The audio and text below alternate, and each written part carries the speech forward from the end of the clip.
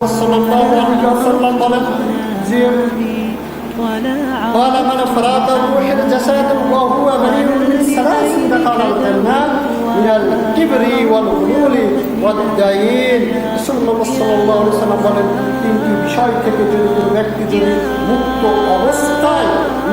অবস্থায় তিনটি বিষয় থেকে যে কোনো বান্দার মুক্ত অবস্থায় তার রূহটা যদি বের হয়ে যায়, তার রূহ এমন অবস্থায় বের হয়েছে তিনটি বিষয় তার ভিতর নেই। এক, আল কিবর, অহংকার তার ভিতর নেই, সে এমন অবস্থায় ইন্তিকাল করেছে, এমন অবস্থায় সে মারা গেছে, তার ভিতর বিন্দু পরিমাণ অহংকার নেই। দুই ওয়াল খুলুল, এবং তার ভিতর কোনো আত্মসাৎকারী কোনো বস্তু নাই, এই অবস্থায় সে যদি ইন্তিকাল করে। তিন ওয়াদ্দাইন, এবং ঋণ মুক্ত অবস্থায়। এক, অহংকার মুক্ত। দুই, আত্মসাৎ মুক্ত। তিন, ঋণ মুক্ত। কি মুক্ত? ঋণ মুক্ত। কঠিন একটা বিষয়। আজকে আপনি ঋণ পরিশোধ করার চেষ্টা করুন। ঋণ পরিশোধ অবস্থায় যদি আপনি মৃত্যুবরণ করেন, রাসূল মুহাম্মদ সাল্লাল্লাহু আলাইহি ওয়াসাল্লাম বলেছেন দাখালাল জান্নাহ, ওই ব্যক্তি সরাসরি জান্নাতে যাবে।